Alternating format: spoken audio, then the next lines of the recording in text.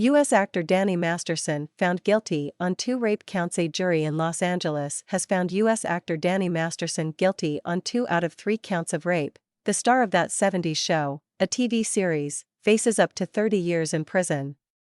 He was led from court in handcuffs. 3 women, all former members of the Church of Scientology, accused the actor of sexual assault at his Hollywood home from 2001 to 2003. Prosecutors argued Masterson had relied on his status as a prominent Scientologist to avoid accountability.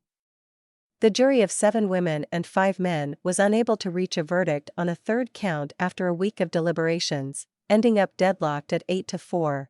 One of his victims, who was raped in 2003, said in a statement quoted by the Associated Press, "I am experiencing a complex array of emotions: relief, exhaustion, strength, sadness, knowing that my abuser, Danny Masterson, will face accountability for his criminal behavior." Masterson's wife, actress and model Bijou Phillips, wept as he was led away, CBS News reports.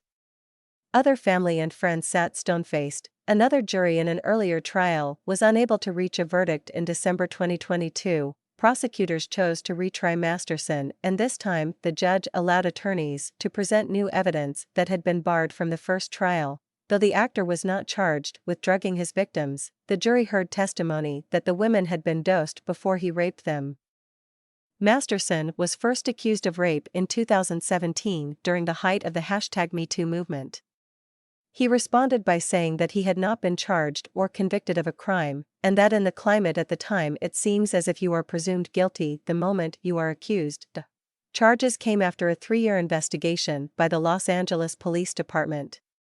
Prosecutors did not file charges in 2 other cases because of insufficient evidence and the statute of limitations expiring. Throughout the trial, prosecutors argued that the Church of Scientology had helped cover up the assaults, an allegation the organization has categorically denied. In a statement after the verdict was announced, the International Church of Scientology claimed prosecutors' attacks on the church during the trial were an unprecedented violation of the First Amendment.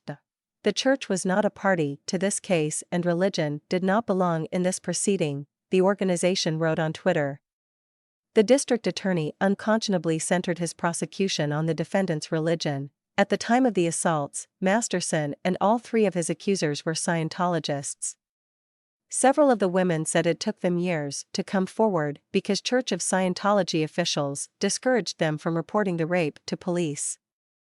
Instead, they were forced to rely on the church's internal justice system, prosecutors said. Scientology officials told one survivor she would be kicked out of the church unless she signed a non-disclosure agreement and accepted a payment of $400,000, £320,000, according to prosecutors.